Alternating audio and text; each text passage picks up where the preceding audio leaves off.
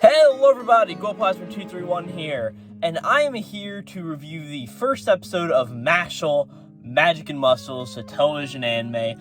I don't know if it's called Mashle, Magic and Muscles. I know that is the sort of side note of the manga, but this may just be called Mashle. I'm pretty sure it actually is. I don't know if it's what the Japanese name is. It's something like Mashle, Magical and Muscles or something like that. But that's besides the point. I'm here to review the first episode of Mashle. This is coming out a little late because of just scheduling things. As you can tell, the channel hasn't had many uploads recently. But I want to cover Mashle. This is actually a series that I've been reading in Shonen Jump since about, give or take, chapter 50-ish. It's a series I really enjoy, and as you can see from my manga hauls, I always follow up with the series. So whenever the TV anime got announced, I was like, heck yeah, let me start watching it. And I have to say, this was a really good and faithful first episode. As per usual for the anime reviews, I'm going to try to go through most of the events that happened in the episode. I know on some of these I sort of going a little too much in depth, but I sort of just want to review it as a person who has read the manga. And speaking of the manga started about 2020, and we're getting this in sort of the spring of 2023. So really, it's been about 3 years since the manga started to now, which I'd say is pretty good for Mashle to get an anime. So this episode does cover the entire first chapter of the manga. Maybe a little bit of a added scene there, but I also didn't go back and reread the chapter. I just know this because I've read the first Mashle chapter a good amount of times. And this episode is titled Mash Burn Dead and the Body of the Gods. So something, just a Mashle sort of trivia fact before I actually get into it. In the first few chapters of the Mashle manga, it was actually Mash Van Dead. I don't know why this was made different, because it's Van Dead and Burn Dead. I don't know if that's just a mistranslation, just sound cooler or what, but just a fun Mashle fact, right? So, if you don't know what Mashle is, it is a comedy series through and through. It definitely has more battle elements, and definitely gets in that in the later half of the series, but by far, this series is definitely one that really focuses on comedy. And we see that in the first line of this episode, right?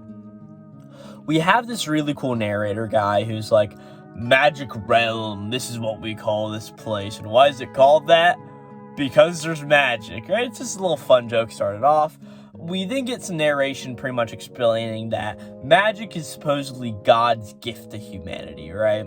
And it was given to society, and society ranks people based on how much magic they have. So it's very sort of magic racist in a way. Oh, if you don't have any magic, you are worthless in society, you should be killed, as we'll see later in the episode, right?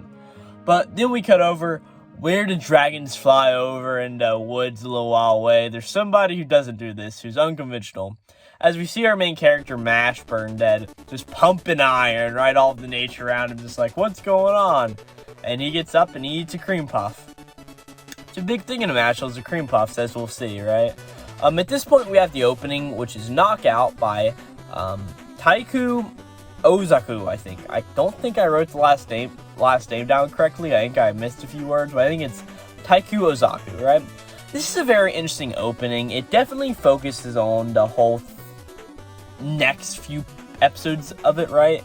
And I don't know if we have confirmed how long Mashle will be, if it's going to be a 2-core run, a single core run. I remember hearing a while ago that it would be a continuous animation. So going through from now to the very end of the series. I actually don't know if that's how it's going to work, or if it's going to be 1 core or 2 cores. I also don't know how this opening is, because it definitely alludes to what I would expect to be the first season of the anime, right? It goes to about the chapter 40-ish mark with things that we see in the opening. So this is going to be really interesting to see how far this opening goes for the anime, right? I mean, I know in Black Clover, I think this may be animated by the same studio that did Black Clover, but there were massive spoilers for an arc that happened in the 6th opening and in the 7th opening is when all that stuff happened. But that's beside the point. We cut back over to Mashle. We open up with Reguro Burndead, right? Who is Mash's father, pretty much. We pretty much have him saying that, man, me and my life, I combat stress, right? My good old son's out there pumping iron as the door starts to shake, and the door ends up breaking in half as Mash forces it open. He's like, "Hey, Pops, how's it going?" He's like, "I couldn't remember if the door was push or pull." And Regro's just like, "Oh, jeez, go Mash." But he's so nice and so amiable this entire time, right? Mash tries to put the door back in a different way, and there's this comedy joke there, right? He's just like, "I'm sorry." And pretty much his father's just like, or Regro's just like, "Hey, so why do I do physical workouts?" And Regro's just like, "I can't tell you the real truth, but it's just because of everything. Anyway, I've got to go into the city." And Mash, I've told you, never go into the city alone, right? And Mash is like, "Alright, won't go." But then as soon as Regro leaves, Mash pulls out a fire and he's like, "Alright, I'm going to the city," as it cuts to him going into the city. At this point, we see that Mash is going to get cream puffs, and cream puffs are his favorite sort of delicacy. So Mash is going to get them, and he ends up squeezing the coins in his hand, and ends up having to unfold the coins, which really freaks out the guy at the register. And during this, he's like, "Oh man, what's going on," right? As a gust of wind comes by, and Mash has had this hood on, because of course, he's not supposed to go into the city, so he sort of tries to hide himself in a way. And this guy's like, "Oh, wait, you don't have a mark." And just to sort of say it now, being this is a comedy series, there's not a whole lot to say about it. Marks are pretty much the societal factor saying if you have magic or not. And of course, Mash doesn't have any magic, thus he doesn't have a mark. Being that whole thing is magic and muscles, Mash has magic, or Mash has muscles, no magic, right? So he doesn't have this mark that dictates he has magic, and as we got in the explanation earlier, this means Mash really has no rights as a person. He's really just not good in a way, if you get what I'm saying here, right? So pretty much we cut over to the office of the Magic Police Defense Force, right? And we see this guy whose name that we'll learn here in a little bit, Brad Coleman, is here, and he is in the Magic Police Bureau office, right? He is a member of the Magic Police Bureau, and pretty much his whole deal is that on the TV there's this ad playing about the Divine Visionaries, right? These are the guys who are at the top of the magic world, and they are normally students out of school, and that is a way to become one, right? Well, pretty much he's beating up some dude, right? Really being your typical big, bad, evil guy, right?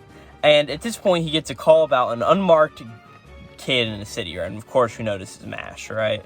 So Mash is walking with his cream puffs back to his house there in the woods, as this drunk cop comes up to him and just sort of messes with him, right? And pretty much Mash here for cream puff, and he's like, "Oh, sorry." He's like, "Oh, you're the unmarked kid. You don't have rights in this town."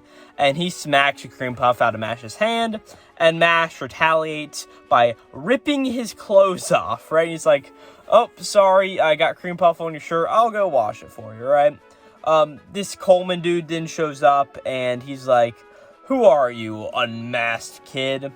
Right? And at this point, Regro, Mash's dad, comes by and picks Mash up. And an interesting thing to note here is that I feel like here would be where the break in the episode would be, but we never actually get one in full. It's just not something that happens in this episode, right? So at this point, Regro's here, and he's just like, "Oh my gosh, what's going on here? This is stupid."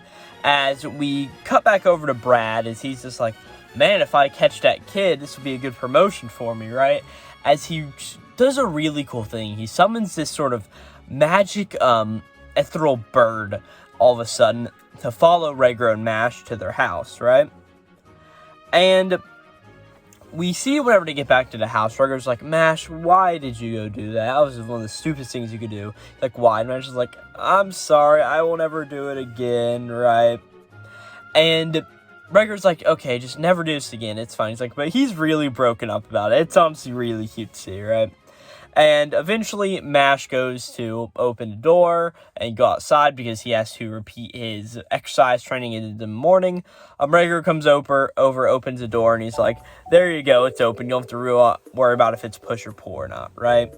And Regro, as Mash leaves, is like, "Man, he's a good boy." As he looks over and he's like, "Man, what are we going to do about this magic?" As he sees a bird just staring in his window, he's like, "Oh, crap." As Brad shows up, pretty much tears down the place all of a sudden, right? And we cut over to Mash. He's doing his exercise, and he's like, oh, 5 minutes. If I put my mind to it, I can get it done, right? And he's like, all right, cream puffs. He gave some cream puffs to his dad, and he's like, I'm gonna go eat some. He sings sort of like this cream puff song. As he gets to the door, he's like, all right, do I push or pull this?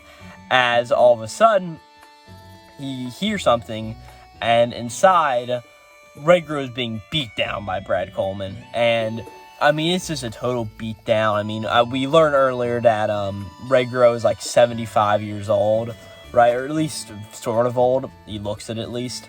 And pretty much we just get the whole idea of, oh, he doesn't have any rights in this town. That's how stuff works, yada, yada, yada.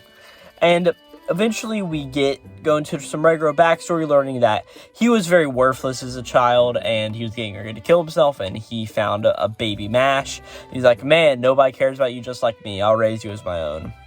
So at this point, pretty much he's just like, run, Mash, if you can hear me, run. And all of a sudden, Mash busts through the door, punches one of the two dudes that Red Grow brought with him. Right, this is the unnamed dude. The other big fat cop guy is named Terry, as we know later, right? So at this point, Mash goes over to Terry, rips off his shirt again, and just slaps him back and forth, making his cheeks all red. He's like, mess with my family again, and you can go to hell. At this point, Brad uses a spell that apparently dispelled a dragon at some point whenever he was with the actual magic force, and he's just like, haha, this will get you now, as Mash just comes over and he fires a spell and he just slaps it, right? And there's a whole joke here of, oh no, he just can't pass a spell like that, this just isn't possible. And it's just a sort of big funny joke here. That's most of the series. There's not really a whole lot I can explain whenever this series is literally just comedy, because that is what it is for the most part. So at that point, we go over to more things. Mash does some sports to evade these dragon things, as every time Brad uses what seems to be a more powerful version of them, right? And eventually, he picks up his Pops wand and throws it as a javelin. And one thing to note here is that the soundtrack for Mashle so far is amazing, especially during this scene. I definitely think that the soundtrack really shows some really good highlights, right? It's a lot of sort of songs with sort of words in them, but it just sounds really cool, and it's just a really cool soundtrack thus far. So at this point, he grabs the wand, throws it like a javelin, right? And he starts to threaten Brad again. He's like, this is what it is. As Red Grow Mash's dad is just like, all of this training was only supposed to be for self-defense. He wasn't supposed to beat people up like this. How is this physically possible? They're done for. And at this point, Brad Coleman's like, all right, hey, Mash and his father, I'll cut you guys a deal, right? Pretty much, I want you to become a divine visionary. Go to a magic school, do all of this stuff, right? Really, I just want the fame and fortune that comes with it. And he's like, so tell me, so what do you think of this? And Red Grow's like, Mash, you can't do this. It's a magic school. A magic school. You don't have magic. How are you going to do this? And Mash is just like, yeah, I accept your deal. And pretty much he's like, I've got enough motivation. I can do it. Sort of just going into Mash is a little stupid here, right? It's a really nice, funny joke. And at this point, he's like, I want to just keep the peace for me and my family, so I'll do what you say, Brad Coleman. And he's like, all right. And Reggers is like, oh man, he's such a good boy. Look at him, right? And we cut to the final scene of the episode as Mash outside the steps of the magic school, which of course we'll learn later is Easton Magic Academy. And from what we see here, Mash is like, well, I'm here at school and I'll just have to crush it with my fist. At this point, we get the ending, which is called Cream Puff Funk by Phosphino Dance. I feel like I've heard a few things from these people before. I feel like I know the name, but I don't know what it's from. So if you know, put it in the comments here. But this was a really good first episode to Mashle. It was very brought into what the series was. It was very funny like the first chapter, and hopefully you guys enjoyed it like I did. I interrupted again. I just love that. So where was I? This was a very faithful episode of Mashle, and altogether, like I said, I got really interrupted like 5 times while recording this, so sorry if it's a little choppy. But something I didn't mention in this last recording was sort of like whenever a new character is introduced, that sort of phase transition that hits. So that's pretty nice. this is really overall really good episode. So like I said, ending Greenpath Funk, very interesting, very sort of like upbeat and sort of weird ending, but I'm all here for it. I mean, it's a comedy series. I like what comedy series do for this sort of thing. At least you got a better adaptation than Mean Roboko did. Oh my gosh, right? So pretty much, we learned the next episode is going to be titled, it's going to be Mash Burn Dead and the Mysterious Maze, which of course follows that chapter 2 and 3 trend, right? So again, this was just a really good episode of Mashle. Again, the soundtrack slaps. It's so good. Openings and endings are great. Mash is just a great character. Mashle is a great series, and I hope you guys enjoy with me. Again, sorry for this really shaky recording, coming out like a week late and everything, and all of the interruptions, but that's all besides the point. And with that, I don't have too much more to say, and I mean, really, this will just be Glowplasma231 out. Go check out Mashle. It's great. I'll be back on Friday. Glowplasma231 out.